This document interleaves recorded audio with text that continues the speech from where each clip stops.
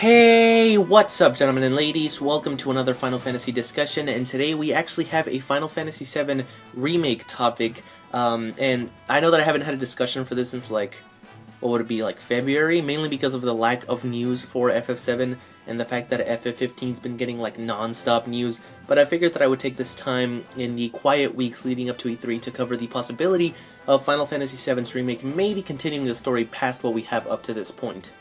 Now, obviously, Final Fantasy VII, the game itself, is not the only thing in the universe that we have. We have prequels, sequels, and all kinds of quels that flesh out the story more, and whether or not those will be included in the remake is a topic for a different video, but assuming that the remake at least to some degree shows us Advent Children and Dirge of Cerberus, both of which take place after FF7, we could be looking at some new story, especially following Dirge of Cerberus.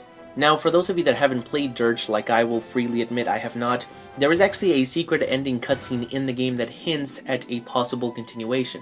Just like with Madoka Magica, the original was fine and we didn't need a continuation, but now that you did it, you can't just leave it like that. In the scene, we see Genesis awake from a supposed 3-year slumber in the ruins where he then finds Weiss's body, #shoutout, and then proceeds to say, "It is not yet time for slumber.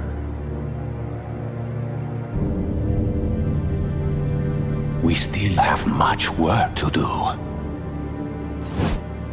my brother."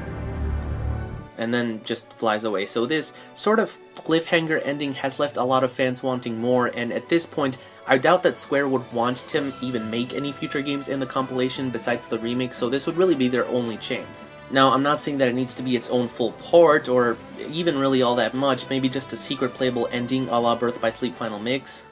Or, you know, they could just turn it into another audio drama. Again. Don't do that, Square, please. Just don't. Anyways, while at first glance it may look like Genesis here would be the villain of said story, it is worth pointing out that in the Crisis Core Ultimania, it directly states that he wakes up to, quote-unquote, protect the planet, which one, doesn't really make much sense, but two, doesn't go with Weiss's philosophy of all humans suck and I am better than everyone else, unless they once again pull one of those plot lines where their definition of protecting the planet is preventing any more harm being done to it by wiping out humanity. Boom, got yourself a plotline right there.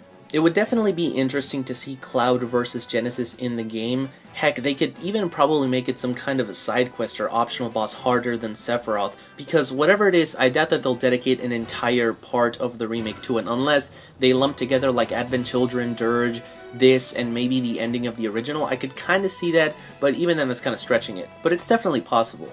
If they do end up splitting the games on the remake like the discs were in the original, it could work because the last disc in FF7 had like nothing basically. It was literally pretty much just the ending, and adding all of this to it to make up for that could work.